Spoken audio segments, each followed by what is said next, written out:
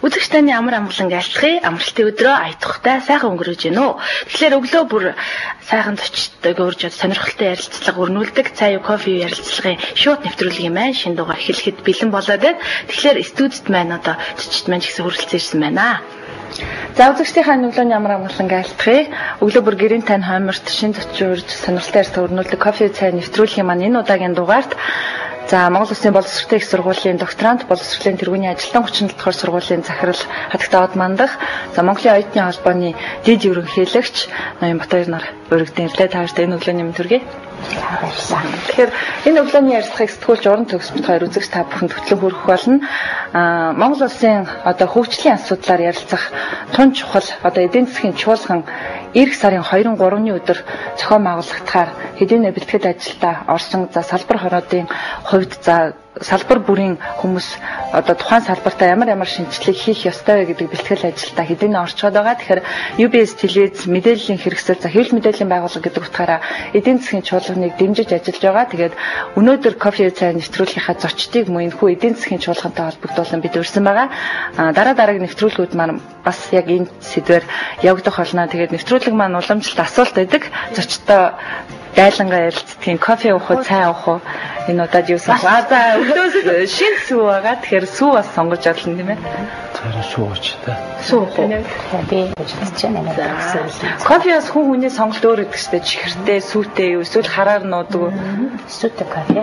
За миний сонголт бол байнга сүүтэй чихэртэй кофе өглөө уух дуртай. Тэгэхээр урнаа манд биднийг дайлж явах хооронд ярилцлага эхлүүлж байна. Тэгэхээр эдийн засгийн чуулган гэдэг одоо энэ том чуулган бол мэдээж маш олон Монгол Улсын хөгжил гэхээр салбар бүрээр л яригдах хэрэгтэй. Гэхдээ өнөөдөр сонгож авсан сэдэв маань бол хүний хөгжил тэр дундаа хүнийг боловсрлоор яаж хөгжүүлэх ёстой юм бэ гэдэг асуудлаар ярих хэрэгтэй л да. Тэгэхээр боловсрлын салбарын хоёр том одоо цогц одоо салбарыг бас төлөөлж байгаа. Таны хувьд бол за дунд боловсрол тийм ээ сургуулийн ерөнхий боловсрол за таны хувьд бол оюутны гэдэг утгаараа ихтэй сургуулийг тодорхой хэмжээнд төлөөлж байгаа. Тэгэхээр мэдээж яг өнөөдөр энэ цаг үед бол за сар шин боллоо монголчууд олон баяр өнгөрөөлөө. Тэгээд ихтэй сургуулийнхны хувьд бол 2 дугаар улирлын хичээл ерөнхийдөө орцсон явж байгаа. За дунд сургуулийнхан бол баг 3 дугаар улирал болцсон байгаа бох тийм. Тэгэхээр ер нь яг тус тусынхаа салбарт яг өнөөдөр одоо болж байгаа үйл явцын тухай яриагаа эхлээд тэгэхээр таны хувьд бас 37 дугаар сургууль одоо хүүхдүүд нь сурлага өндөр, багш нар нь одоо ажил үйлс өндөр үсттэй тийм. За ингээд таацсангаа UBS телевизийн хамтлагында болон телевиз үзэгчид хүмүүстэй сар шин гараад шинийн 15 маань өнгөрөөд удаагүй байгаа болохоор энэ гарч буй сар шин туул ажилдаа бүх хүмүүс өөдрөг цоглог байж, амжилт бүтээл дүүрэн байж, эрүүл сайн сайхан байж Монгол орны хөгжлийнхөө төлөө хүн бүхэн сэтгэлийнхаа чадах бүхнээ зориулж аваарай гэж бас хүсье. Тэгээд өнөөдөр Жимстэй дүүргийн 37 дугаар сургууль маань 2100 гаруй сурагчтай 130 гаруй багш сурагчдтайгаар үйл ажиллагаагаа явуулж байна. Сар шинээс хойш бидний ажил маань юуны төрөнд ерөнхий боловсролын сургуулиуд маань хаврын анги дэвших болон сургууль төгсөх шалгалтууд ойртож байгаа учраас хаврын их ажил, за сургуулийн хаврын зуны тогтчлтын ажил гээд ажлууд бол их өрнөж байна. Тэгээд багш нар маань ялангуяа ахлах ангийн сурагчид маань сургууль төгсөх болон 11 дугаар ангийн сурагчид маань ерөнхий шалгалтанд бэлтгэх ихтэйд сургуульд орох ажилтныхаа гарааг бол их ирч хүчтэй эхэлсэн ийм их ажлын үе болоод байна да. Тэгэхээр их том зүйл санаа зовж байгаа. Нойргүй ондог үе бол эхэлж байгаа юм байна шүү дээ. Тэгэхээр мэдээж хүн болгон өөрийн гэсэн одоо зорилготой учраас хүүхд болгон бас дотроо нэгийг бодож байгаа. За тэгэхээр ихтэй сургуулийн маань одоо нэргэн тойронд юу болж байна? За тэгээд юм UBS телевизийн хамтлаганд маш их баярлалаа. Тэгээд мөнх одоо телевиз үзэж байгаа зөвчтэй энэ сайхан өглөөний мэндийг хүргэе.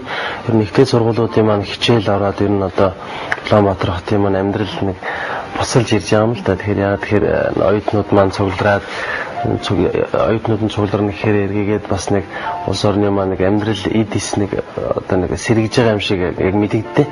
Одоо ийм л байна. Тэгээд оюутнуудын маань хичээл амралт орчоод одоо бас л дадлага тий бас л нэг одоо яг хавар болохоор сурж байгаа хүн болгоны хувьд их чухал үе. Учраас энэ оюутан болгон маань завгүй тийм сайхан одоо үе эхэлж байна да. Ийм завгүй үеийн хажуугаар бас их чухал зүйлд одоо өөрийн салбараа төлөөдөд оролцох гэж байна. Тэгээд ерөнхийдөө энэ чуулганд яг салбарынхаа төлөөлөл маягаар урилгаар оролцож байна уу? Эсвэл тэнд боловсруулагдах одоо баримт бичиг тийм ээ одоо тийм зүйлүүдэд нь эсвэл оролцоо зохион байгуулалтын тал дээр нь оролцож байна уу? Зөвхөн төлөөлөл маягаар оролцсон санал бодлоо илэрхийлэх зорилготой л байгаа да. Манайхаас бол Монголын оюутны холбоо маань нийтийн засгийн чуулганы 2 дахь удаа зохион байгуулалтын ажлын хэсэгт нь ер нь орж байгаа. Орохдоо ямар байдлаар гэхээр яг боловсруулахаас илүү яг олон нийтийн санал санаачлагыг одоо шилбэл оюутнуудын санал санаачлагыг өгөх байдлаар ажиллаж байгаа мөн зохион байгуулалтын асуудал дээр ер нь оюутнуудынхаа ажиллах, оюутнуудынхаа маш өсвөр сонирхлыг илэрхийлэх тал дээр ажиллаж байгаа. Тэгэхээр ерөнхийдөө бас эдийн засгийн форумын хүний хөгжил гэсэн сэдвийн доор зарим одоо салбар уралдаанаа хийх хэрэгтэй. Хүний хөгжил гэхэлэр нэн төрөнд одоо боловсролын асуудал яригдана. Тэгэхээр өнөөдөр бас бидний энд цугласан ч гэсэн асуудалтай холбоотой. Тэгэхээр ерөн зүгээр өнөөдөр за бидний аав ээжийн үе бол яг Орос школоор гэл боловсролын салбарт гисэн. За өнөөдөр тэгсэн чинь яг бидний одоо яг энэ одоо үеийнхэн маань Кембрижийн одоо школоор Америк школоор ч гэдэг юм уу. Ингээд нэг олон школоор яваад байна л да. Ерөнхийдөө энийг зэгцлээд яг энээс авах юм аваад хаях юм хаяад Монгол школ боловсролын яг Монгол хүнд тохирсон ийм школыг бий болгоход өнөөдөр яг ямар одоо зүйл дээр анхаарах хэрэгтэй вэ? Яг энэ школыг хэрхэн бий болгох вэ гэсэн асуултыг бас тавьмаар байна л да. Ерөнхий боловсрол дээр ч тэр, дээд боловсрол дээр ч тэр.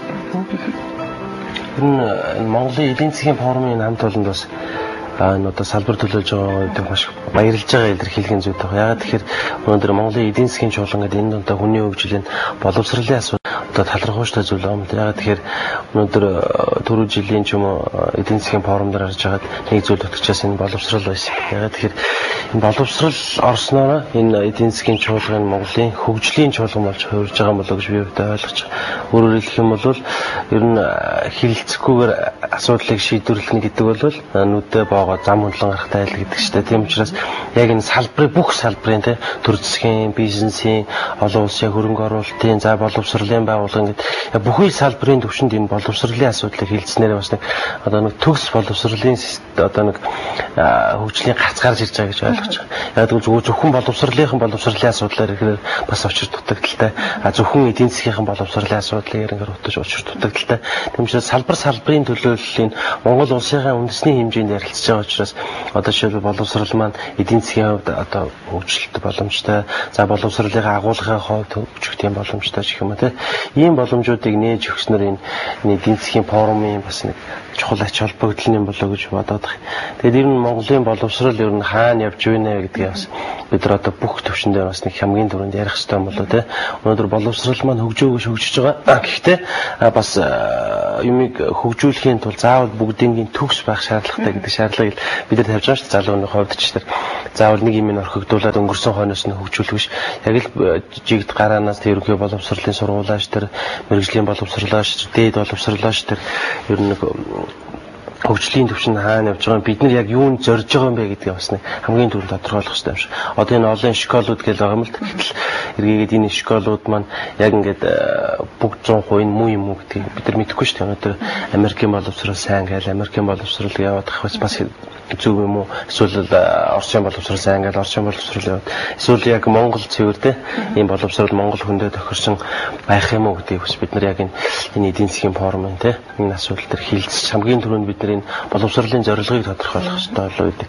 Энэгээр бас их ач холбогдолтой гэж ойлгож байгаа. Яг боловсролын салбарын товоонд ажиллаж байгаа хүний хувьд илүү бас яг энэ олон школуудын дунд хүүхдүүд яаж одоо хөгжихийн хувьд бас сайн тал байгаа. За жоохон золиос орчих гэдэг талч бас байгаа шүү дээ. Одоо бидний багад бол жинхэнэ нөгөө монгол хчиг кирилл хичээр тоглосон хүүхдүүд чинь нэг шүү дээ. Тэгэхээр ер нь яг дотор нь ингээ харахад өнөөдөр нэг хайхтар ямар одоо салбарын сайд биш тийм ээ. Одоо ингэх цаг болчихжээ гэж одоо бид нар ярих одоо боломжгүй зүгээр яг дотор нь байхад харахад ямар байдаг бол тийм. Тэгэхээр Монгол улсад өнөөдөр маш том эдийн засгийн форум болох гэж байгаа явдал маань нэлээд цаг үе болсон. Тэгээд дээр нь энэ дотроо хүний хөгжлийн тухай асуудлыг хөндөж бүхэл бүтэн салбар хуралдаанаараа тодорхой энэ салбарт гол үр гүйцэтгэдэг хүмүүсийн бодлого боловсруулагчдын санал санаачлаг олон төлөөллүүдийг оролцуулаад энэ ажил явагдах гэж байна. Тэгэхээр энэ хугацаанд ярих гэж байгаа хамгийн гол асуудал бол тэр хүний хөгжил гэдэг юм нэг цөмөн байгаа. Тэр хүний хөгжил гэдэг асуудал дээр бид боловсралтайгаа шууд холбохоос аргагүй. Өөрөөр хэлбэл хүний хөгжил улс орны хөгжлийн хүнээсээ шалтгаална, а хүний хөгжил нь боловсролоос шалтгаална. Тэгэхээр боловсролын хөгжил тэгвэл юунаас шалтгаалах вэ? Тэгэхээр яа харахгүй энэ боловсролын агуулга, боловсролын эдийн засаг, боловсролын хэрэглээ, тэгээд энэ одоо боловсролд оролцогчд бүх хүмүүсийн харилцаа сэтгэлгээнээс шалтгаална. Тэгэхээр хүний хөгжлийн суурь болсон бид өнөөдөр зүгээр яг дотор нь ингээд явж байхад боловсролын ялангуяа эдийн засгийн асуудал гэдэг юм маань зүгээр тэр мөнгө, төгрөг, санхүү, аж ахуй, эд материалч гэдэг юм уу яваад ах шиг. Яг цагаа болохоор боловсрал эдийн засгийн боловсралтай хүн гэж юу хэлэх вэ гэхээр суурь нь юу юм бэ гэхээр эдийн засгийн сэтгэлтэй, эдийн засаг одоо хүн чанартай байх, эрүүл байхаас эхлээд эдийн засгийн боловсрал эхлэх ёстой. Хүн бизнес эрхлэхийн тулд, ашигтай ажиллахын тулд, магадгүй улс орноо хөгжүүлсэн тэр том бизнесмен болохын тулд нэн төрөнд эрүүл байх ёстой. Ингээл эхлэхээр нөгөө боловсролын агуулга дотор эрүүл мэндийн боловсрал, дээр нь эрүүл байгаад дээр нь хүн чанар буюу сайхан сэтгэл ёс зүйн асуудлын дээр их чухал ач холбогдолтой юм. Тийм учраас л бид боловсролын агуулгыг суурьаар нь эхлэе, зөвхөн мэдлэг өгөх биш. Одоо бол яагаад байгаа вэ? За эдийн засгийн боловсрал дээр эрэлт гэж юу вэ, нийлүүлэлт гэж юу вэ гэдэг юм ийм ерөнхий бид хугтгууны талаар л ойлголт аваад байна. Тэгвэл эдийн засгийн сэтгэл гэж юу байж болох вэ? Би мөнгө одоо сайхан юм бодох, мөнгөтэй байна, баян байна, би чадaltaй байна, би чадна гэдэг энэ сэтгэлгээ эхлээд байжгаад дараа нь бол одоо тэр нөгөө эрэлт нийлүүлэлт мөнгө статур санхүү гэсэн ерөнхий эдийн засгийн ойлголтууд дээр явж хөгжих ёстой юм. Тийм учраас бид ерөнхий боловсролын сургуулиудад хүүхдийн хөгжлийн тухай асуудал нь суурь болсон эрүүл мэнд сайхан сэтгэлгээний асуудал юм а гэдгийг л бас илүү төлхөө бас анхаарсан. Энд дээр бас чиглэл холдоогүй дээр би нэг онцлоод асууя л да. Японы боловсролын системд бол тийм байдаг. Эхлээд Япон хүнийг бий болгоод дараа нь тэр хүнд мэдлэг өгдөг, боловсрол олгодог. Тийм хандлагыг манай боловсролын салбарыг ойлгоцсон л байгаа юм шиг үлээ. Монгол хүнийг эхлээ бий болгоё. Тэгэхээр яг энэ нэвтэрч чадсан уу одоо? Энэ ер нь нэвтэрч эхэлж байгаа. Хэд хэдэн сургууль дээр энэ чиглэлээр одоо сургалт семинарууд ч явагдаж байна. Энэ чиглэлийг яамны төвшөнд, бодлогын төвшөнд хүртэл авч хэрэгжүүлж байгаа. Хүн байхын учир гэж аян явагдсан. За өнөөдөр иргэний боловсролын хичээл, төсөлт ажлын хичээл дээр за нийгмийн тухай мэдлэг ер нь одоо хүмүүнлэгийн нийгмийн хичээлүүдийн төрөл дээр бол Монгол хүнийг төлөвшүүлээ. За үүний дараа Монгол улсаа хөгжүүлэх одоо тэр асуудал яригдана. Монгол хүн хөгжөөгүй цагт, Монгол хүн бий болоогүй цагт монголоо мэдэхгүй, монголоороо ярьж чадахгүй, монгол хүнээ хайрлаж чадахгүй, тэгээд одоо өөрөөрөө бахархаж чадахгүй, эх орноороо бахархаж чадахгүй, энэ бий болцсон энэ сайхан хөгжил цэцэглэлдээрээ бахархаж түүгээрээ баярлаж явж чадахгүй юм бол монгол орноо хөгжүүлнэ гэдэг хүнийг одоо бас ярихад хэцүү.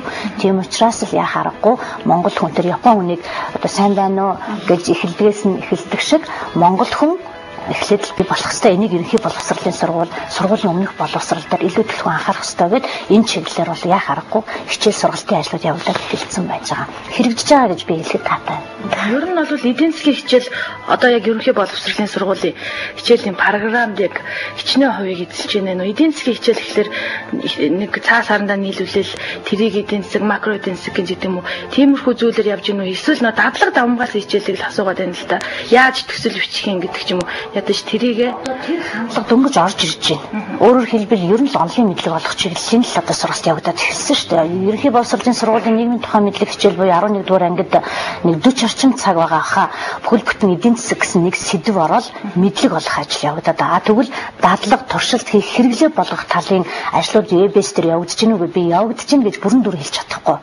Энэ чинь бас л нөгөө л эдийн засаг, санхүү, төсөвтэй холбоотой. Яа харахгүй өнөөдөр дэлхийн олон ч улс орнуудад тэр манай Монголын эрдэмтэд юу хэлээд байна вэ гэхээр эдийн засгийн боловсралтай болгохын тулд тэр ЕБС-с нь эхлээд багаараа ажилтдаг юм уу тодорхой төсөл хөтөлбөр бичиж улс орноо хөгжүүлэх наазах нь тэр анги одоо яаж цэвэр байлгах уу гудамжаа яаж гоё байлгах юм гэдэг жижиг төслүүд бичүүлээд түүн дээр нь одоо тодорхой хэмжээний санхүүжилтийг өгөөд явбал үр дүнтэй болно шүү дээ. Тэгэхээр өнөөдөр төслөө биччихнэ.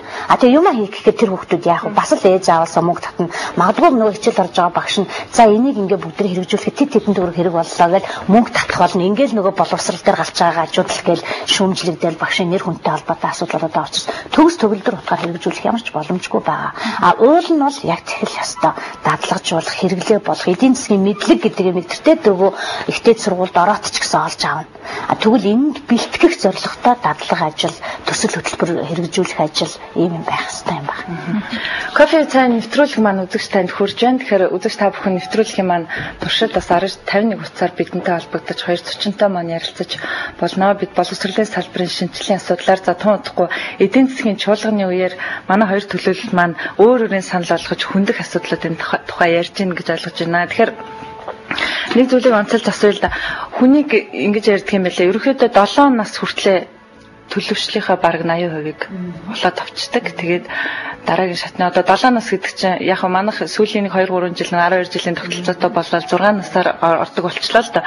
Гэхдээ 7 нас хүртлээр төлөвшлээ авчна гэдэг бид нар бас арай л нөгөө төлөвшүүлэх ажлаа оройтуулж эхлээд байгаа юм уу гэж бас ойлгогдож байна. Тэгэхээр нөгөө цагаан дээр хараар бичсэн сурах хүчгийг л хүүхдүүд маань уншиж харж нэг өөртөө мэдээлэл цуглуулж мэдлэг болгож боловсрол болгож авч байгаа юм л да. Тэгэхээр тэр цагаан дээр хараар бичиж байгаа зүйлийг боловсруулж байгаа хүмүүс маань одоо яг монгол хүнийг бий болгоё тий. Одоо хүнээ ингэж хөгжүүлэх хэрэгтэй юм байна. Ийм хөгжилд ийм мэдээлэл дээр тулгуурж монгол хүн бий болох хэрэгтэй юм байна гэдгээ яг бүрэн дүрээ ойлгож чадсан байдаг болов. Магадгүй би бас нөгөө сурах хүчийг боловсруулж байгаа тэр хөтөлбөр бодлогыг боловсруулж байгаа хүмүүс насны хувьд ямар байдгүй. Нэг би Бабарга нийтлэлээс уншиж байсан.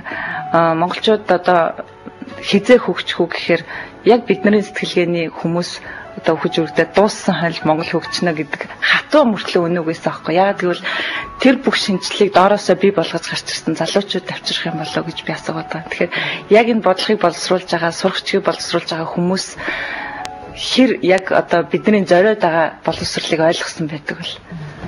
Тэгэхээр ерөн сүүлийн үед л одоо яг энэ асуудал бас нэлээд илчтэй яригдж байгаа учраас бодлого боловсруулагчид маань өөрсдөө боловсрлоо мэддэг хэвээр одоо сурагчид зохиогчид маань яг дотор нь байх хэвээр гэдгээр манай боловсрол соёлын шинжилгээ ухааны яамнаас бүхэл бүтэн сайтын тушаал гараад нам сурагчгээ хамтлагаар нь боловсруулуулаад түнд механик шинжилгээ дүүнэлт үг эксперт хийгээд ингээд ер нь бол сүүлийн үед л их чанартай болж ирж байгаа. Зүгээр хуучин бол үүдний Орсын школ гэдгээр бол шууд л Орсын нам сурагчийг Монголд орчуулсан нам сурагчийг ашиглагдчихсантай холбоотойгоор шүүмжилд өртөжлээ штэ. Одоо харьцангуй Монгол ухаан, Монгол төрх, Монгол хүнд ойртуулсан тийм одоо агуулгыг бас гаргаж ирж байгаа маань манай боловсролын шинжилгээний бас нэг томоохон алхам гэж би ойлгодог. Тэгээ хийгдэж байгаа. Тэгээ миний бас би чинь амжилттай боловсрол төрийн бас байгууллагын сурагч багш гэж явдаг. Энэ амжилттай боловсрол төрийн бас байгууллага маань тэр сургууль ухааны доктор, шинжилгээ ухааны гарьяат ажилтны яндаг багшаараа зөвлүүлээд 93 дугаар сургуулийн захирал Бацуу багш маань толгойлоод удирдаад бид бас Монголын боловсролд бас дөрвтэй шинжилэлт хийх саяны яриад байгаа Монгол хүн, Монгол одоо төрхтэй, Монгол зан заншилтай, монголоор бахархдаг тийм иргэдийг төлөвшүүлэхийн төлөө маш их бас ном сурагч хөтөлбөр боловсруулад туршилтын журмаар хэрэгжүүлээд бас үр дүнд хүрч байгаа. Тэгэхээр зэрэг сурах хүчгүүд агуулгын түвшинд бас их өөрчлөгдөж байгаа. Тэгээ одоо хэрэгжүүлэх шатндаа бас амжилт гаргана гэдэгт итгэлтэй байгаа. Манай хата яриа гэж үзэж байна. Эдийн засгийн чуулганы асуудлаар одоо энэ оруулж ирснээр бас нэг давуу тал нь энэ боловсрол огт ингээ хөгжихгүй байж байгаа л одоо нэг боловсролыг хөгжүүлэх гэдэг юм биш л дээ. Өнөөдөр Монголын боловсрол маань харьцангуй хурдцтай сайн хөгжиж байгаа шүү дээ. Дээд боловсролын хувьд тэгээд одоо жишээлбэл төрийн хэмжээний сургуулиудыг нэгтгэжлээ. За оюутнуудын маань хамгийн бас толгойн өвчин босны төлбөрийн асуудал шийдэгдэж байна. Энэ мэтчлэн ингээд ер нь боловсролын шинжил хийгдэж байгаа. Хамгийн гол нь хөгжинөхийн тулд хөрөнгө мөнгө бас хамгийн шаардлагатай байна. Тийм учраас энэ боловсролын санхүүжилтийг яг яаж ямар байдлаар шийдэх вэ гэдэг энэ дээр хэлцэх нь хамгийн зөв тохиромжтой юм болоо гэж боддог. Ер нь Монгол хүний тэр ухаан бодол ч юм уу те Монгол багш нарын маань авьяас чадварыг би сайн гэж үнэлдэг. Хамгийн гол нь тэдний одоо сайн гэж бодоод байгаа хүсэж байгаа зориод байгаа тэмүүлээд байгаа юмыг хийгээд хамгийн гол нь хөрөнгө оруулалт өгдөг. Одоо жишээлбэл дээд боловсролын хувьд сургалтын байгууллага маань бараг 90% зөвхөн оюутны сургалтын төлбөрөөр одоо авч явдаг. Багш нарыгаа цайлан халаалтуулаа өөр юу гэдэг те. Гэтэл эргээгээд энэ тэр зөвхөн одоо 90% сургалтын төлбөрийн асуудал нь зөвхөн сургалтын одоо цайлан мөнгө те одоо халаалтуулааныхаа мөнгөндөө л дуусчдаг. Эргээгээд нөө шинэ мэдээллийн бааз үүсгэх те шинэ техник технологиг дэвшүүлэх шиг юм энэ байдлууд дээр одоо мөнгө байхгүй тэгэлждэг. Тэгээ бид нар хэдий сайхан хөгжиж цэцэглэе гээд сайн сайхан зүйлийг санаачлаад байдаг хамгийн гол нь төсөв хөрөнгө нь байхгүй болохгүй. Тэгэхээр бид нэрээс энэнийг хамгийн түрүүнд шийдвэрлэх хэрэгтэй юм болоо. Өнөөдөр боловсролд хөрөнгө оруулж байна гэдэг маань эргээгээд яг одоо улс орныхоо хөгжилд оруулж байгаа хамгийн том хөрөнгө оруулалт юм болоо өнөөдөр тухайн хүмүүс одоо жишээлбэл дээд боловсролын хувьд оюутнууд маань үнэхээр сайн чанартай боловсрол эзэмшээд гарлаа, чанартай ажиллах хүчин л гэж байна. Чанартай зүйлийг бүтээн бий болгож чадна гэсэн юм байна. А мөн санхүүгээсээ илүүхээс бас одоо нэг зах зээлтэйгээ бас нэг холбох асуудал байгаа л да. Одоо жишээлбэл Монголд нэг зүйл дамгаа байдаг нь мэрэгжил сонголтын асуудал. Энэ дээрээ бид нар ер нь тийм туйлшрамтгай гэх юм уу тий. Одоо жишээлбэл хэдэн мянган хууч Монголд байдаг үлээ гэдэг. Тэгэхээр бид дөрөв жилд нэг мэрэгжил модонд ордог. Тэр биш яг захиалгын тий. Өнөөдөр ажлын байр яг хэд байна? Ямар ажлын байр байна вэ гэдгийг л харж иж хүн мэрэгжлээ сонгож тэр тухайн сургуулийг төгсөх ёстой байдал. Ер нь энэ мэрэгжил гоё гэдэг нэг ч юм уу тий. Одоо жишээлбэл нэг тоон зүйл байгаа юм л да. За түрүү жил 30 гаруй мянган оюутан төгсөж байгаа. Тэрний 40% л ажлын байртай болж байгаа. Харин тэр 40%-аас бараг 50% нь өөрийнхөө мэрэгчлэр ажиллаж байгаа. Ийм тооцоол байгаа. Энэ маань эргээгээд энэ бас мөнгө санхүү боловсролын систем гэхээсээ илүү бас энэ хувь хүмүүсийн хөгжил төлөвшөлт бас нэг байгаа юм болов те. Өнөөдөр эдийн засгийн форумоос одоо сая л би ингээд бодож сууж ирсэн чинь нэг асуудал хамгийн түрүүнд одоо хилцэх зүйтэй юм байна гэж бодож байгаа байхгүй юу гэхээр ерөнхий боловсролын сургууль, дээд боловсролын сургуулийн хоорондоо уялдаа холбоо хэрэг гэдэг асуудал. Жишээлбэл зарим ерөнхий боловсролын сургууль хичээл заасан хичээл жишээлбэл би оюутан байхдаа нэг хичээл суухад ерөнхий боловсролын сургууль заажсан хичээлийг ахаа тавтаа заагаад ч юм уу тийм ийм байдал манаас илүү болчих юм уу. Тэгээд ерөнхийдөө ингээд олон улсын боловсролын жишээг хандлага гэж хараад хахад ерөнхий боловсролын сургууль маань ерөнхийдөө хувийн төлөвшөл тал руугаа ерөнхий дээд боловсрол маань бол жинхэнэ мэдлэг мэрэгжлийн асуудлуудыг заах хэрэгтэй бол манайхан заримдаа бол байрын солилцсон ч явж байгаа ийм тохиолдол байгаа байхгүй. Тэгэхээр бид нар бас энийг сайн бодолцох хэрэгтэй юм болов. Тэгээ хамгийн гол нь бидний гаргах хэрэгтэй юм боловсролынхаа зорилгоо яг тодорхойлоо те. Ер нь одоо сургуулийн өмнөх боловсрол, за ерөнхий боловсрол, дээд боловсрол, за тэрнээс дээш боловсрол ч юм уу те. Эдний маань ер нь хайж байгаа гэдэг. Хамгийн түрүүнд сайн зохиож чадахгүй сайн хуул гэдэг л одоо зарчмыг баримтах хэрэгтэй юм шиг. Яг ямар нэгэн улсын хамгийн одоо чанарын шаардлага ч юм уу те. Одоо дэлхийн нийтэд хүлээн зөвшөөрөж байгаа тэр боловсрол руу бас нэг хараад бас жоо өсрөнгүү байхын тулд энэ эдийн засгийн чуулганд оруулсан болов уу. За ерөнхийдөө эхэлж байгаа за энэ маань ийм байх ёстой гэж араас нь яваалаа тэгэл мөнгө л араас нь явах юм шиг. Тэгэхээр нэг ер нь томхон бүтээлчээр тий маш хурдан энэ байхыг бид нар хүсэж байгаа. Өөрөөр хэлэх юм бол одоо жишээлбэл сүүлийн үед Монголын оюутны холбоо нэг зүйл дээр бүх боловсролын яам ч юм уу ингээ багш нартайгаа аягүй санал нийлүүлсэн. Урд нь бид нар оюутны солилцоог маш их болгоё гэдэг гэсэн. Өнөөдөр оюутнуудаа гадаад яваа сургаад мэрэгжилд ажиллуулад ирээд тэгэл за нэг 50 оюутан явна тэгэл 50 оюутан маань 50 сая мундаг мэрэгжилтэн болоод ирдэг. Тэгэхээр энэ маань эргээгээд Монголын 170 мянган оюутны хэдэн билээ гэдэг асуудал. Тэгэхээр бид энэ багш солилцооны асуудлыг одоо юм жоо дэмжээ те. Өнөөдөр 50 багш 50 оюутан явсан дээрүү 50 багшоо тэр мэрэгчлээд ажиллуулад яваад ирсэн дээрүү гэдэг юм асуудал. 50 багш хэдэн оюутанд хичээл заах вэ гэдэг чинь бас их сонирхолтой юм. Тэгээд бас эргээгээд бас олон улсын жишээ хандлага маань зүгээр л нэг ангид тойр суужгаад багш хичээл заадагаас одоо татгалзаж шít онлайн интернет гэдэг одоо бүх л тэр бүх хөгжих зүйлсүүд нь Монгол хөгжсөн байна гэтэл одоо боловсрлоо одоо тэдэртэй холбох асуудал. Энэтэй хамгийн түрүүнд нэгдүгээрт нэг нэгдсэн бодлого хэрэгтэй байна. Хоёрдугаарт нь бас энэ хөрөнгө санхүүжилтээ яаж шийдвэрлэх вэ гэж өнөөдөр сургалт олон улсын сургуулиудын дээд боловсролын сургуулиудыг харж байхад өөрсдөө үйлдвэртэй шахав те. Одоо сургуулиуд өрөнд иргэдээ маш их эмнэлэгтэй байдаг. Оюутнууд нь тэрэндээ баг одоо үйлчлэгээ үйлчлүүлдэг ингээд ирээ санхүүжилттэй болдог. Гэтэл манайх тийм биш шүү дээ. Зүгээр л оюутнаас өгж байгаа сургалтын төлбөрөөр л баг 100% санхүүжгээр чинь зэ боловсрлоо хөгжинэ гэж үздэг. Тэр энэ дээрээс нэг бодортой бодлого хэрэгтэй байгаа юм. За тэгэхээр үзэгчд маань 1950-ны өгцөн дээр эдгээр холбогдоод эхэлжээ. Эхний үзэгчтэйгээ холбогдъё. Байна уу? Байна уу? За сэтгэлтэй холбоогүйч Монголын оюутны холбооны дэдэр үзэгчид ерөнхийдөө юм асуух юм. Манай хүүхэд их сургуулийн 2 дугаар ангид сурдаг. Тэгж одоо авсан цахим картаас авч чадахгүй байна. Монголын оюутны холбоонд очиж байгаа өргөдлөө өсөлтөө өгсөн. Тэгээд ерөнхийдөө авсдаггүй тэгээд чадахгүй байгаа. Тэгэхээр энэ тавын юу ч үгүй юу шаналт байна уу? Яг хаваад чигдэг байхгүй. Тэгээд яг хоёр одоо тэр квотад хамрагдаж чадахгүй байгаа юм бэ. Одоо энэ хүүхдэд цахим картны их олж болсон гэж. Монгол улсын сургуулийн оюутан уу? За сургуулийн нэр их сургуулийн оюутан гэхээр бодвол Монгол улсын их сургуулийн оюутан байгаа.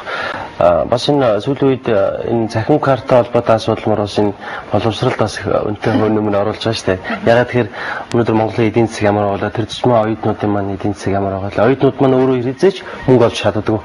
За ажлын байр нэтрэгээл ярихаар бааранд зөвч хамгаалагч ийм юм болдог байхгүй. Гэтэл тэр тухайн оюутны суралцсан гажуур өөрийнхөө хэрэглээг дарахсна чадвартай бас гэтэл энэ чадвар маань одоохондоо Монгол төлөвшөөг байгаа учраас энэ автобусны асуудал маань бас хүндрэлтэй орж ирж байгаа юм л энэ нь яг Монголын боловсрол маань ямар вэ гэдгийг бас нэг л илэрэл юм байгаа шүү дээ. Өнөөдөр за жишээлбэл энэ тухайн хүний асуудал дээр Монгол Улсын их сургуульд одоо жишээлбэл 12,000 оюутан баг.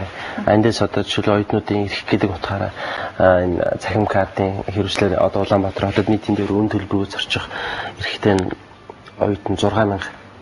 Тэгэхээр бид нар тэн дээрээ сонгон шалгаруулалтыг бид нар одоо хийж тарж байгаа юм. Уг нь бол болдог бол бүх оюутандаа за тэр эдийн засгтай холбогдох юм бол бүх оюутан автобусаар өн төлбөрөө зарчдаг бол ямар сайхан байна. Яг тухайн таны асуудал дээр гэх юм бол та яг надтай ч юм уу те уулзаараа ер нь Монгол Улсын сургуулийн маань бас нэг баяртай төвшөлттэй зүйл маань Улаанбаатар хотод маань 80,000 оюутан зарчдаг гэсэн бол 96,000 болсон шүү дээ. 96,000 16,000 оюутан бас л нэг оюутнуудаа дэмжээл байгаа юм. Тэгэхээр тэр квотонд ер нь ороод хамрагдах боломжтой байгаа хаа. Сая нэг амралтын сарууд ч юм уу те энэ цаа баяр ёслолын байдлаас болоод энэ сунжирсан удаашрсан зүйл гарсан баг. Тэрээс л яг хандах юм бол болно. За дараагийн үзэгч явъя. Байна уу? Үзэгч холбогдчих хооронд дахиад нэг зүйл онцлоод асууя. Тэгэд боловсролын салбарт бас нэг асуудал болоод идэг нь их сургуулиудын удирдлагын асуудал гэдэг л да. Тэгэхээр одоо эдийн засгийн чуулганы хүрээнд бас ихтэй сургуулийн одоо яг боловсролын удирдлагын асуудал нэлээд чухал яригдах байх гэж бодож байгаа. Тэгэхээр зарим ихтэй сургуулиудын удирдлагыг сонгоход улс төрчсөн зүйлүүд их байдаг шүү дээ. Ялангуяа томоохон хэмжээний шинжилгээ ухааны технологийн их сургууль, Монгол Улсын их сургууль эдгээр дээр бол тэр судал ер нь их үнцэнтэй судал юм шиг харагдаад идэв шүү дээ. Тэгэхээр ер нь яг ямар хүн удирдах ёстой юм бэ? Нөгөө сайн эмч эмнэлгийг удирдах чаддаг шиг одоо сайн багш тэнд заавал удирдах сууж явах ёстой юу? Эсвэл жинхэнэ менежер байх ёстой. Яг энэ удирдлагын тал дээр та нарт яг яаж харагддаг вэ? Жинхэнэ менежер байх ёстой юм болов уу гэдэг. Одоо жишээлбэл бидний нэг Монголын оюутны холбоос баримтлаг одоо жишээлбэл нэг чанаргүй маш олон ихтэй сургуулиуд байна. Одоо Монгол 113 ихтэй сургуультай. Тэгээ 170 энэ маань баг өндөр хөгжилтэй улс орнуудтай харьцуулахад манайх уг нь бол боловсролын тэр тоон үзүүлэлтээр явал дээгүүр явчихдаг. Гэтэл эргээгээ чанарын асуудал маань хэцүү. Тэгээд энэ боловсролоор бизнес эрхлэх гэдэг нэг асуудал байна. Нэг болохоор их бохир муу юм шиг, нэг бол их сайн юм шиг. Одоо жишээлбэл бизнес болно гэдэг маань эргээгээд яг зөв бизнес бол их хөгжих юм шиг. Одоо жишээлбэл одоо Харвард их сургууль, Оксфорд их сургууль, хувийн хвшлийн сургууль тэд нар чинь яг жинхэнэ бизнес болгож иж хөгжүүлж иж тэ өрсөлдөөнийг бий болгож тэ одоо хэрэглэгчтэй одоо жиг үнэнчээр үйлчлэх гэдэг. Гэтэл Монголд маань зарим ихтэй сургуулиуд маань баг бодвол хичээл ороод тэ ийм асуудлууд байна. Энэ хүрээнд ч гэсэн бас энэ Монгол Улсын төр засгаас боловсролын ямаас олон арга хэмжээг авч хэрэгжүүлж байгаа. Тэгэхээр энэ удирдлагын хувьд ямар байх ёстой вэ гэхээр яг тэр тухайн сургуулигаа хөгжүүлээ. Тэгээд нэг бизнес эрхэлж байгаа хүний нэг алтан зарчим байгаа шүү дээ. Хэрэглэгч бол хаан гэдэг нэг тэрийг ойлгодог. Би энэ хүмүүсийн захирлаа гэд явдаг биш. Тэгээ би энэ хүмүүсийн үйлчлэг чинь энэ хүмүүс маань бидний хэрэглэгч хаан байх ёстой гэдэг тэр үзэл баримтлалыг ойлгодог хүн байгаасаа гэж бид нар боддیں۔ За ер нь тэр улс төрийн томилгоо ч юм уу тийм зүйлс бол байдаг байх. Гэхдээ ер нь аливаа том сургуулиуд ихтэй сургууль бас сонгон шалгаруулалттай тий дотоодоо багш ажилчдаасаа ч гэсэн ер нь тийм авж байгаа харагддаг шүү дээ. Одоо Монгол Улсын их сургууль дээр. Тэгэхээр бас нэг улс төр маань хэр байдгүй. За улс төрчлөө ч гэсэн бас нэг хэрэгтэйгээр улс төрчих юм бол бас хэрэгтэй гэдэг байгаа шүү дээ. Ер нь Монголын оюутны холбооны оногшигч нэг зүйл үүдээ өнөөдөр оюутан ашигтай болж төртөөж хамтарч ажиллах бэлэн байна гэдэг шиг. Тэгэхээр бас улс төрийнхөө эрх мэдлийг ашиглаад ч юм улс төрийн төр боломж нь байдаг бол эргээгээд бас тэрийг яагаад сайн зүйл зарцуулж болохгүй гэдэг бас асуудал байж болно л доо. Ямар ч асуудлыг нэг хоёр талаар тайлбарладаг л да. Нөгөө тайлбарууд нь яагаад ч нэрэж тийм болов гэсэн ойлголтыг олон нийтэд түргээд идэв. Тэгэхээр одоо өнөөдөр Монгол ихтэй сургуулийн төлбөрийг оюутны холбоо, эцэг эхчүүд, оюутнууд болохоор айгүй өндөр байна. Энийг бууруулаач гэж яриаддаг. Нөгөө талд нь ажиггүй энэ чинь урсгалтаа ч хүрэхгүй байна. Энийг ахаад нэмэгдүүлж аж Монгол боловсролыг үн цэнтэй болгож аж бид нар үн цэнтэй боловсрол чинь бий болгоно гэж яриаддаг. Тэгэхээр сая хэллээ шүү дээ. Монголын оюутны холбоо оюутнуудад ашигтай л бол чөтгөртэй ч одоо хамтарч ажилласан хамаагүй. Тэгэхээр энийг ингэж харж болох юм л да. Магадгүй яг үнэхээр нөгөө бид нар айгүй хямдхан боловсролыг олоод иж магадгүй шүү дээ. Яагаад тэр талаас нь хараад зоригтой нэмээд ингээд оюутны холбоо хичнээн та нар жишээлбэл бид нар хямдхан боловсрол оюутнуудаа олгоод байна гэдгийг ойлгож байгаа мөртлөө оюутнуудтай жишээлбэл за муугаар хэлээ л да. Тал алдахгүй. За нөгөө талаар бас одоо энэ үйл ажиллагааг явуулахын тулд яа харахгүй л оюутнуудынхаа дуу хоолой болох шаардлага байдаг. Тэгэхээр яг үнэхээр л одоо бид нар үн цэнтэй боловсрол эзэмшээ гэж бодвол яагаад зоригтой нэмж болохгүй гэж энэ тал дээр та нар ер нь бас бодож үзэж байгаа тийм. Бидний шүү бодож үзсэн л дээ. Мэдээж одоо ер нь дэлхийн нийтэд Монгол бас нэг стандарт байна шүү дээ. Ер нь боловсрол эзэмшээг бол ер нь сая төгрөгтэй байх шаардлагатай тийм. Жилд нэг 90 сая төгрөгийн төлбөр төлдөг. Хамгийн гол нь энийг ингээд зоригтойгоор нэмээд ч юм уу явуучвал уг нь бол бид нар чамар оюутнууд маань чамар бас боловсрол маань хөгжинэ. Хамгийн гол нь эргээгээд энэ оюутнуудын маань тухайн гэр бүлийн төлөх чадвар гэдэг асуудал маань хамгийн хүнд болоход зоочдөг асуудал байна л. Бид нар төлбөрийг одоо бага байлгалаа гэдээ бид нар ташигтай байна гэсэн асуудал байхгүй шүү дээ. Өнөөдөр мэдээж багш өндөр цалин авч иж сайн мэргэжлийг заа. Хамгийн гол нь нэг оюутан маань өөрөө мөнгө олж чадахгүй. Эцэг эхчүүдийн маань одоо Монголын нийгмийн эдийн засгийн амьдрал маань ямар байгаа вэ гэхээр тэгэхээр бид нар буулгахаас өөр аргагүй. Буулгах талд нь байгаас өөр аргагүй. Тэгэхээр бас нэг өнөөдөр оюутныг ер нь хүн болгон цөөлөе гэсэн ер нь тийм хүсэлтэй байдаг. Ер нь анзаарч байгаад ингээл ер нь энэ дуулж байгаад Монголд ийм 170 мянган оюутны хэрэг байгаа юм уу те энэ ажлын байр нь байгаа юм уу гэдэгт би хувь хүнийхээ үжил бодлоор бол тэрнээс арай өөр. Яагаад тэр хүн 4 жил сурсан бол за тэр ажилд ордгоомоо болио гэхэд ядаж тэгээ их сургууль 4 жил сурсан хүний зан харилцаад ёс те одоо тэр соёл төлөвшил нь ямар байх вэ гэдэг.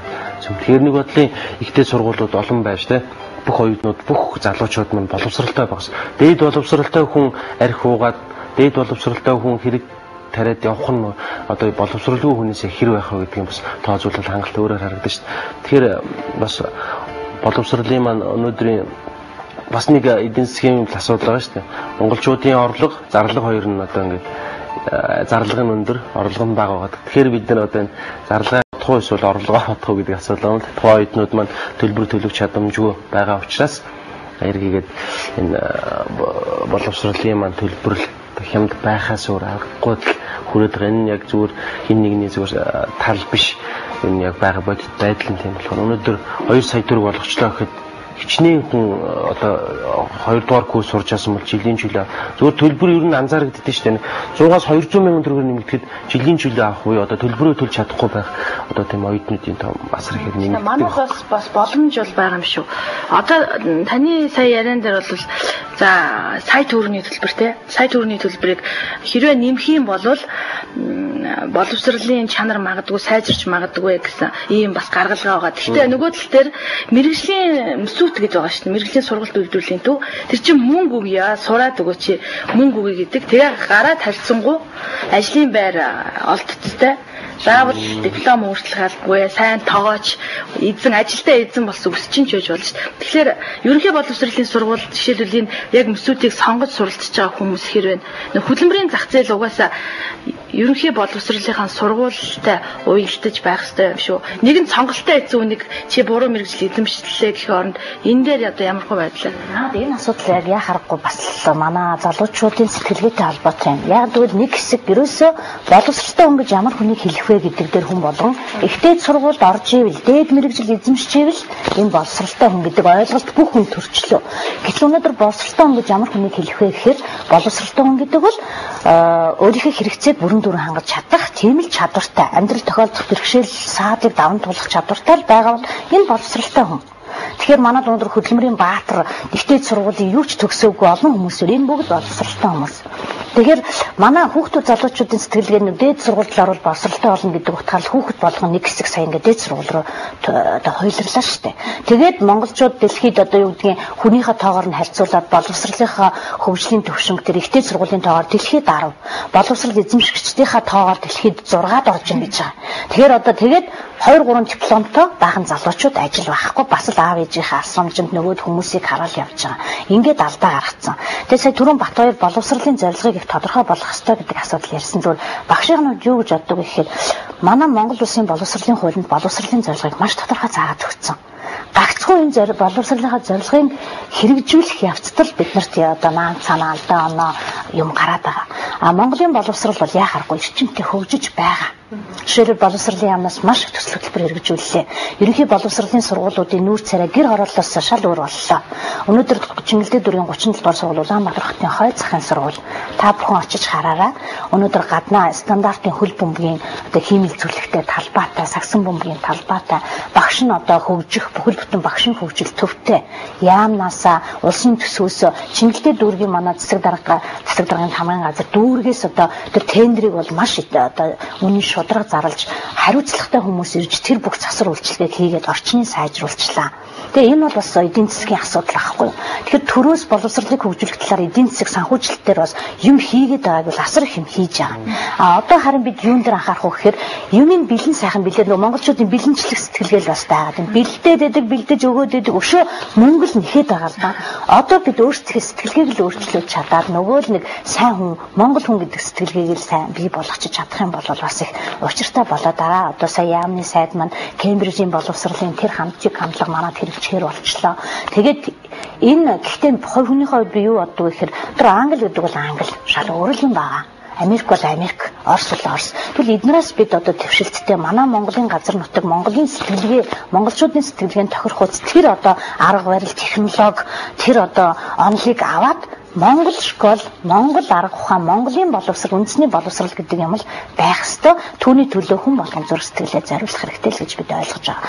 Тэгээд тэр хүүхдүүд өнөөдөр сүүлийн үед боловсролын шинжилгээний нэг нь эмсүүтийг дэмжсэн. Би заасан хууль эргэцэн акт нь гараад ирсэн. Орчин нь бүрдүүлчихсэн. Эмсүүтийн одоо сургалтыг явуулах тэр сайхан санхүүжилт хийгдээд ирчихсэн. Хүүхдүүд сүүлийн үед энэ рүү бас орж эхэлж байна. 9 дугаар анги, 11 дугаар анги төгсөж байгаа хүүхдүүд эмсүүтийг сонирхож эхэлсэн. Тэгээ яагаад гэвэл бид ингээд лифт чин ажилд авна. Сард 400 мянган төгрөгийн цалинтай гэж. Гэтэл багш өнөөдөр 300 мянган төгрөгийн цалинтай.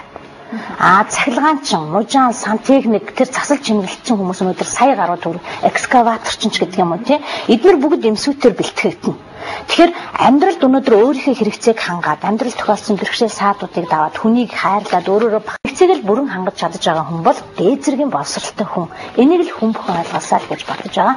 Үүний төлөө боловсролын ялангуяа сургуулийн өмнөх боловсрал, ерөнхий боловсрал бол энэ төлөвшлийн асуудал дээр илүү төлөв ажиллах ёстой. Батбаярын хэлдгээр ихтэй сургуулиуд мэрэгжлийн чиг хандлага болох дээр илүү төлөв. Зүгээр бэлтгэл ажил бол яхах аргагүй бэсэд байх ёстой. Тэгээ энэ чиглэлийн ажлууд бол хийгдэж байна.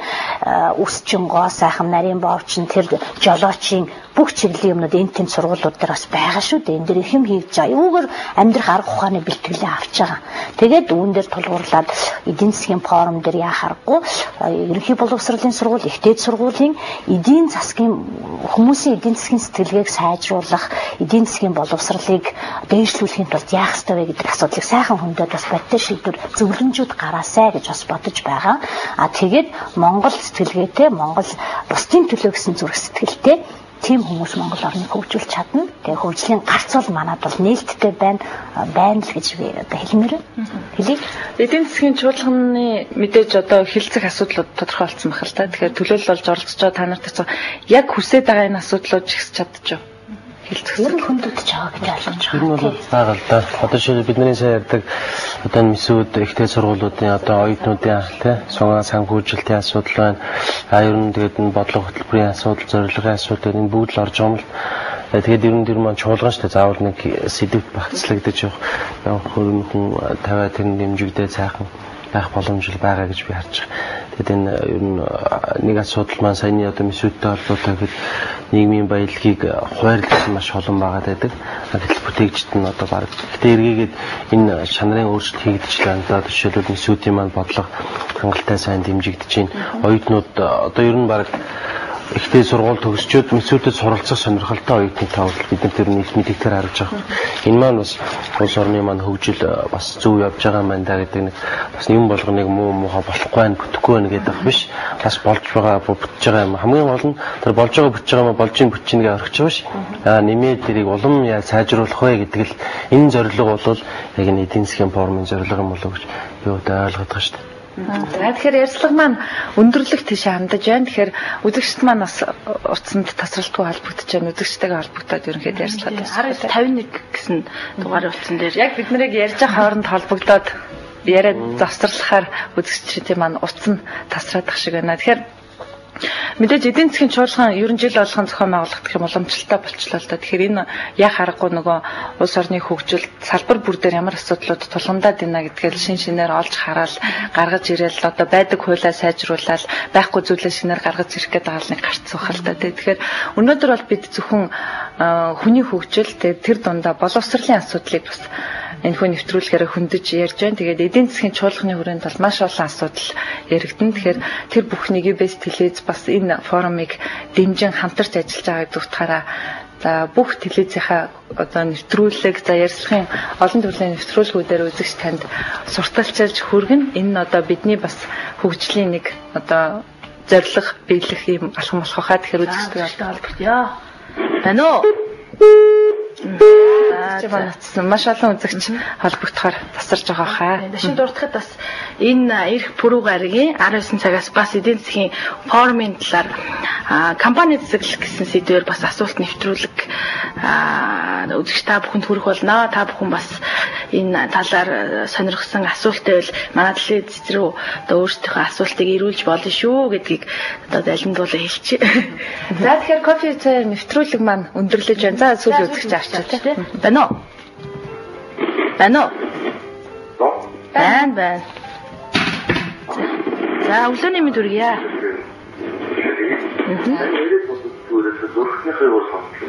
Зургатаараа сонсно. Монголын сэдвээр ярьсан чинь ийм гадаад сурталчилгаа бодохсон сурталчилж байгаа. Тэр явуулаараа түрээ хийчихээ. Тэгэхээр зөвхөн дундаа зүгээр.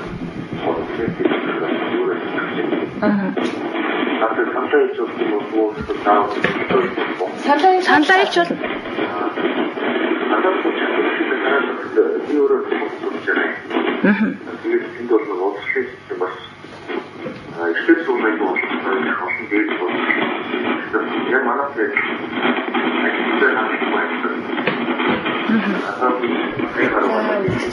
Башлаараа таны утасны шаардлага хангадгаа яриад тань сайн сонсогддгөө.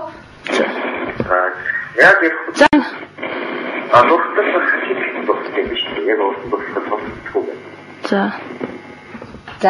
Манай зөвхөн ашиглалтаа айгүй олон ихтэй суултаа. Төгсөл өгүүлбэл маш чанар муутай болно. Багш нар маш сонслоо багш нар мөнгө авах одоо юу дүн хэлдэг. Тэшгээр мөнгө авчихлаа гэсэн тэгэхээр зөвхөн ихтэй цуулуудыг чанарчуулах үнэн гэж чанарчуулаад өсвөлийн олонтой ил авахлаараа биш. Өсвөл чанартаа ийм болцоо хэрэгцээ цуулуудыг авахад зүгээр хэрэгжих одоо тэр таваач одоо спорт гэж юм уу. Тэгэхээр манай нэг одоо шаардлагатай байгаа. Гадаадын ажил хүч одоо орж ирэх гэсэн үг байна. Бидний орчин болцоо талаар энэ болцыг хөгжүүлэх зүгээр болов.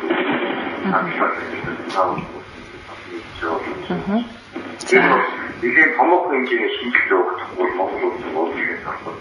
Ер нь урууцаар хийж анхаарах гэж байна. Яг энэ төрөлд орж байгаа маш юм. Монголын дэвтэр тав мэдээж байгаа ихэнх нэг сая гадаадын ажилтны биш. Тэгээд Монголд ажлын байр гаргахгүйгээр 500,000 залуучууд ихтэй суулгасан. Маркетинг хэрэгтэй, докторийн хэрэгтэй залуучууд ажлын байр гаргахгүйгээр ажлаа болоод хийдэг. Тэгэхээр үйлдвэрлэл нь болохоор нөгөө 3D сайжруулалт одоо гурван хамгийн хэцүү салбар гэдэг тийм. Хараач манайх нь монголчууд чинь админхан гэж ядуурны орныхан гэж байгаа талсан болохоор ажилчин байхгүй, ажил хийх хүн байхгүй, бүхний бэлтгэл байхад биш юм байна.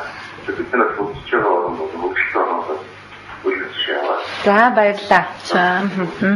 За сая нэг зүйл хүндэж байна л да нөгөө ихтэй сургуулийн багш нар книжкэн завсар авчирсан мөнгөний үнэлгээгээр одоо дүн тавьдаг гэж. Энэ бол байхгүй гэж хэлэхгүй байх гэж бодож байна. Байгаа бах. Гэхдээ нөгөө нэг үхрийн өвөр дөрөхөр 1000 үхрийн өвөр дөргөн гэж одоо бүгд тийм биш. Гэхдээ энийг одоо ор тас байхгүй болохын тулд нөгөө эдийн засгийн боловсролын үнэлгээг нэмэгдүүлэх тэр багшийн цалин хангалттай тавьж аж тийм юм руу харах хандлагагүй болгох гэдэг олон зүйл яригдах байх л та тийм. Яг бас оюутныгаа бас сэтгэлгээний асуудал шүү дээ. Өнөөдөр дэлгүүр доороо талхаа авах өөрийгөө хорлож байгаа гэдгийг ойлгохгүй л байна тийм. Өнөөдөр хамгийн яг амьдралыг зааж өгөөд шиглэл болох юмаа хуурж байгаа хэрэг. Одоо оюутнуудад маань бас энэ сэтгэлгээ байгаад байна. Ягаад өнөөдөр төлбөрөө төлж байна. Гэсэн мөртлөө энэ ерөнхий боловсролын системтэй хിവэрээ багшаараа гуйлгаж хичээлдээ явчих гал хэрнэ те энэ хандлага байдаг хөөх. Одоо жишээлбэл нэг багш хичээл таслаа гэдэг үг нь манад мэдэгдээд уурлах хэрэгтэй байтал ураа ашгараараа цаач хичээл нь одоо орохгүй байлаа гэхэд энэ бас эргээгээд энэ эдийн засгийн бодлогын өөрчлөлтөөс илүү хамгийн түрүүнд бас бид өөрсдөө бас нэг шинжлэх харах цаг болсон. Энийг нь бас бид нар бас нэг ерөнхий урайлга байдлаар те гарах хэрэгтэй юм болов өнөөдөр тэр хамгийн түрүүнд тэр гадаадын сургуулиудад ингээд ийм байна, тийм байна гэж хараад байдаг. Монголч гэсэн бас үнэхээр бас асуудал байна. Ажлын байр байхгүй гэж бас хэлж болохгүй. Ажлын байраа нэгдүгээр хүн нь голдог, эсвэл ажлын байр нь хүнээ голчдаг ийм асуудал байгаа. Тэгэхээр бас оюутнууд маань энэ мэрэгжилтэд эзэмшиж байгаа энэ нэг боловсролдоо бас тий эргээгээд хувь хүн үнэхээр зүтгэлтэй байх юм бол хичнээн муу газраас ч гэсэн сайн зүйлийг авч чадна гэж. Гэхдээ бас мэдээж тэр болгоны хувьд найдаад архина гэж байхгүй. Удахгүй одоо энэ боловсролын магадлалын идэвхжлийн найдастарчлалын асуудлаар одоо энэ чанаргүй ихтэй сургуулиудыг одоо байхгүй болгохтой сургуулиудыг нэгтгэх ч юм уу тий багш нарын чанар тэр цалин урамшуул юу гэдэг тэр болгоны нэмэгдүүлэхийн асуудлууд хийгдэж байгаа. Энэ эдийн засгийн формоос ер нь боловсролын одоо байгууллагын ажилтан гэхээсээ илүү одоо яг боловсрол эзэмшиж байгаа нөхдүүдийг төлөөлж явж байгаагийн хувьд нэг л зүйлийг харж байгааг нь өнөөдөр монголчууд бид нэр монгол хүний нэг юм зам байдаг те нэг зүйлийг за багаар ингээд шинжилгээ сайхан явъя гэхээс илүү нэг сайхан том өөрчлөлт хийчээ гэдэг те эндээж монголчууд маань өөрсдөө ер нь тасаад ер нь нэг том юм хийжвэл бас өөрчлөгч болоо гэж те би нэг тийм зүйл энэ дээр нэмэхдээ тэгэхээр тэрийг бас үлдээж өөрөөсөө л эхлэх хэрэгтэй болчихж байгаа байхгүй тэр книжк барьж байгаа мөнгөтэй книжк барьж байгаа хүн те нөгөө л дипломноос л шалтгаалаад байна шүү ерөөсөө би амьдралынхаа хэрэгцээг хангахын тулд сайхан амьдрахын тулд би явж гин гэдгийг ойлгохгүй нэг диплом авчвал болоо гэдгээр л яваад байгаа учраас тийм учраас сайн хөгжсөн одоо үнэхээр сайн хүн бол хэлбэл өөрөөсөө эхлэе. Тэгээ залуучуудаа би хүний хөгжил бол өөрийн чинь хөгжлөөс шалтгаална. Өөрийн чинь хөгжил танаас шалтгаална.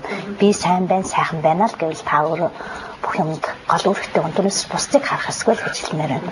За баярлалаа. Тэгэхээр нэвтрүүлгийн маань урилгыг хүлээн авч амралтын өдрийнхаа цаг цагаар гарган хүрэлцээрсэнд баярлалаа. Тэгээ бидний мэдээлэл ярилцлага үзэгчд маань бас хэрэгтэй мэдээлэл хүргэсэн гэдэгт итгэж байна. Тэгээд кофе цай нэвтрүүлэг маань зочтой кофе цайдаа сүүгээр дайлж өгддөг үдэн гарахтаа ТV Сан сэтгүүлийн шинэ дугаард бэлгийн дэд одоо цэцэг зочдтой бэлгэлдэг юм аа. Тэгэхээр ажлын амжилт хүсье. ТV Сан сэтгүүлийн цаашин дугаарыг цаг заваархан уншаарай. За баярлалаа. Та бүхний ажилд амжилт хүсье.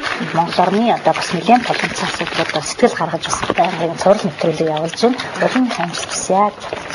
За баярлалаа. Кофе цай нэвтрүүлэг маань үүгээр өндөрлөж байна. За манай өнөөдрийн зочин 37 дугаар сургуулийн захирал, Монгол Улсын боловсролын их сургуулийн докторант, боловсролын тэргүүний ажилтан хатагтай од мандах, за Монголын оюутны холбооны дэд ерөнхийлөгч Батбаяр нар оролцлоо. Бидний ярилцлага үзэгч тань таалагдсан гэдэгт итгэж байна. Тэгээд эдийн засгийн чуулган 2003-ны өдрүүдэд зохион байгуулагдсан. Тэгэхээр энэ хугацаанд бас нэлээд хугацаа байна тийм ээ. Эдийн засгийн чуулганы хүрээнд яригдах олон сэдвийн хүрээнд бид та бүхэнтэй ярилцах болно. UBS телевизийн дэлгэцээр үзэгчтэй хамтаагаараа маргааш шинэ 7 хоногийн ажил үйлстэй амжилт хүсье. Өглөө кофе цай нэвтрүүлгээр шинэ зочинтой сонирхолтой ярилцлагаар иргэд уулзъя. Баярлалаа.